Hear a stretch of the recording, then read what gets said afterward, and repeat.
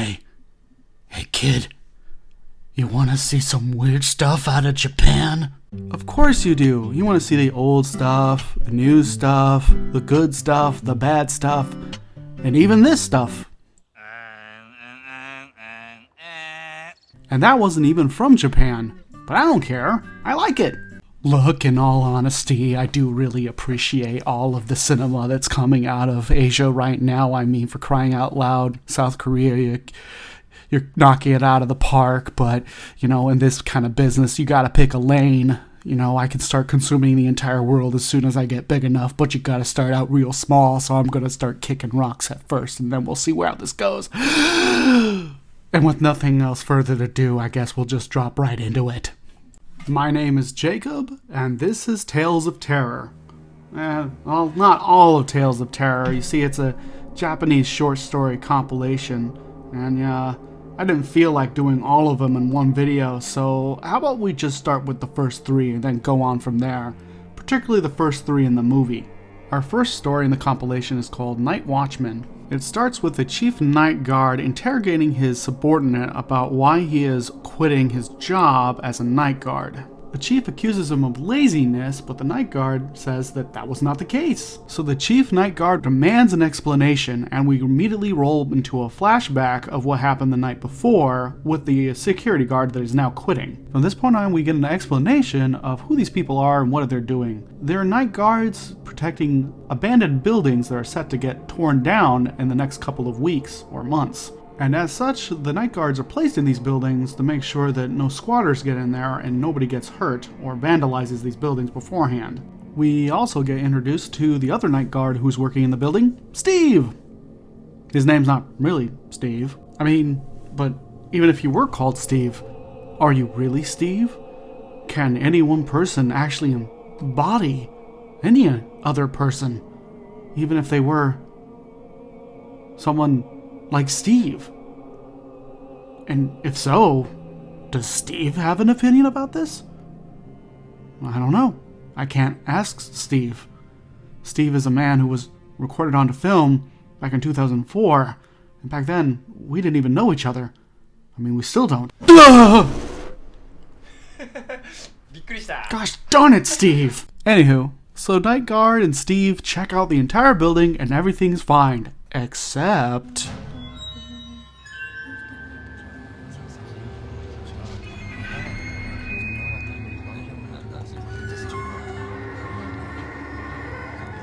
and so he quits.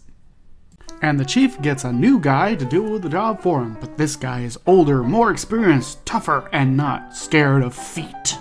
A matter of fact, he might have an affection for them. Anywho, Steve's doing just fine. Just fine.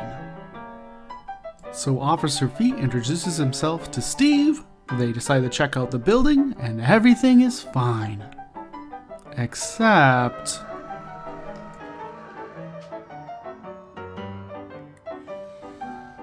so he calls up the chief, tells him he quits because he was promised feet instead of hands, and he is out of the building. But Steve's still doing okay. Good old Steve. Either deciding to take matters in his own hands, or him and Steve are the only two people to work at the security company now, he decides to show up to the building himself to investigate what the heck is going on in there and why everybody that goes in there quits. Gab dabbit, Steve! So Steve and the chief get to a talking, and Steve opens up to the chief and talks about how the shadows and the darkness has been playing tricks on his eyes, and how he's started to have a recurring dream every single night of a woman who floats down from the ceiling and starts to strangle him till the point he wakes up. And it's because of experiences like that that he thinks that everyone else that's had this same job has also had experiences like it. And if they could just get a grip on themselves like he has, maybe they wouldn't be so scared. I think this is a really good part of this story. Having this micro horror story in your mini horror story. And I think it's really well done. Except for this whole story about the woman coming down and strangling him is straight up a story that they just do later on. So any praise that I'd give this moment is just taken away by that other story. But I'm not going to let that take away from this story. If anything, it's this story that's robbing that later one from its climax. So it's not really that big of a problem, but it is something I noticed, and it does bug me. Anywho, the chief and Steve check the building and everything is fine. Except... Oh, and...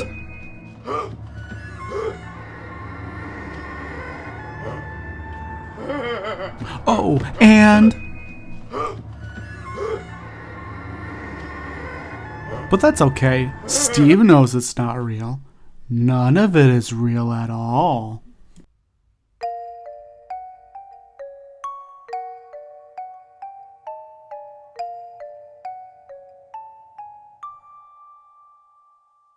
So he retires, starts feeding pigeons, and everything's fine. But who's that? It's Steve! And they have a nice little chat about how the chief is enjoying retirement and Steve is enjoying still watching that same old building. Seriously, when are they gonna tear that thing down? Oh well, but anyways, it turns out Steve was the one that was haunted the whole time. There ain't nothing wrong with that building. It seems to be all for the best. I mean, Steve's looking fine. Just fine.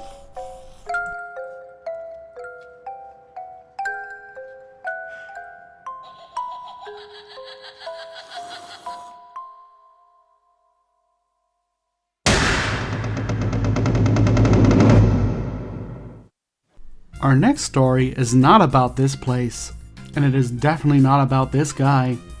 It would be nice if it was about this place, this business party, and it would be nice if our main protagonist was this man, but it's not.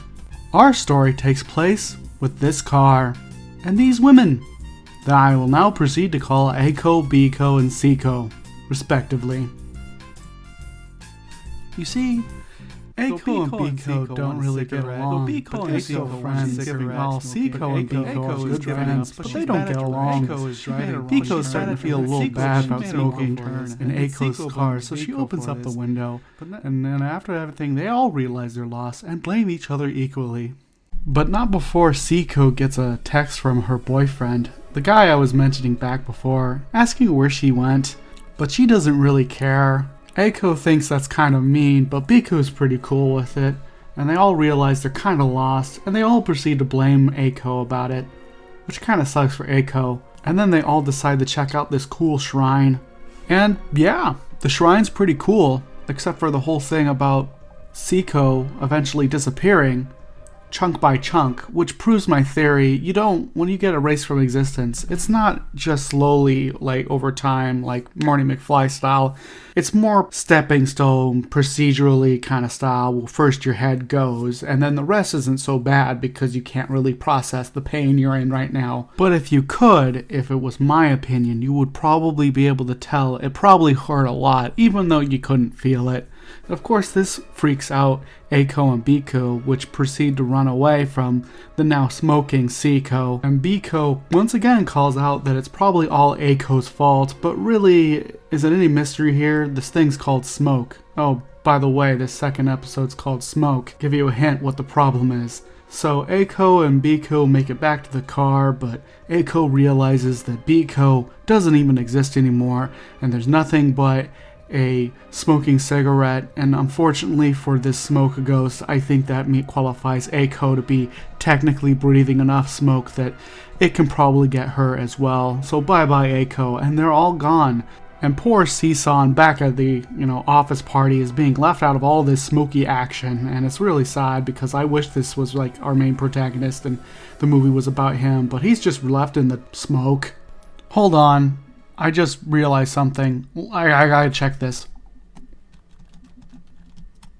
Oh. Yeah. This is our guy. Yeah. He's the one that did it. Our next story is about a woman named Rachel.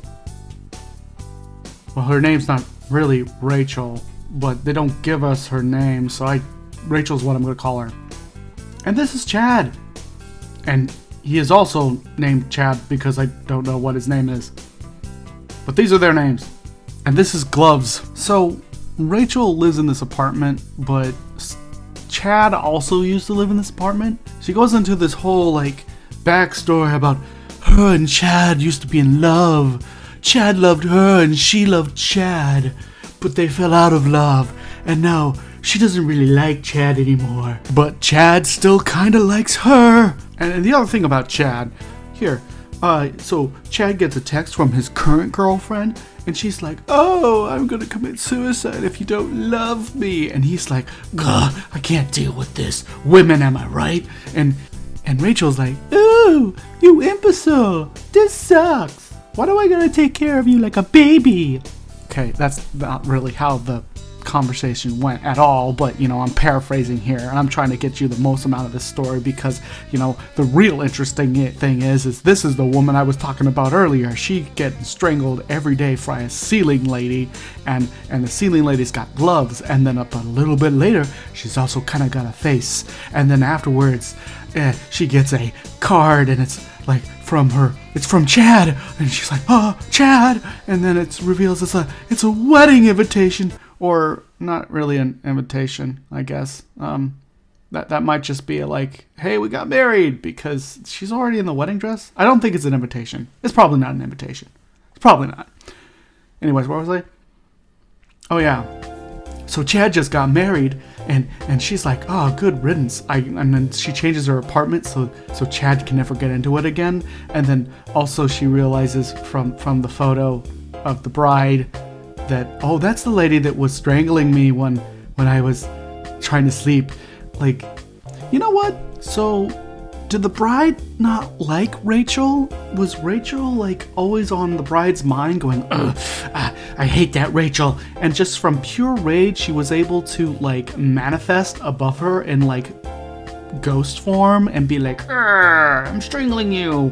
Or new theory, was she a ghost the whole time trying to get married to Chad, and Chad is also a ghost, and so they were going to be married ghosts, but then she was like still alive and she can just see the ghosts, so that's like, were they the ghosts? Was Chad marrying a ghost is my question. And is Chad also a ghost? Just asking. Yeah, I don't know about this one. This one's real confusing for me. It seems simple, but I don't know what it is. And with that, I'm going to call this episode here. We'll check out 3 more stories from this movie next time. But before I go, I just would like to thank Resonance of Horror for hosting my video. And Kevin and Ashley, you guys didn't have to do that, but you guys did, and I appreciate it. And so with all that said, I'd just like to ask for you guys to join me next time when I look at 3 more stories. But until then, have a good couple of weeks. Bye.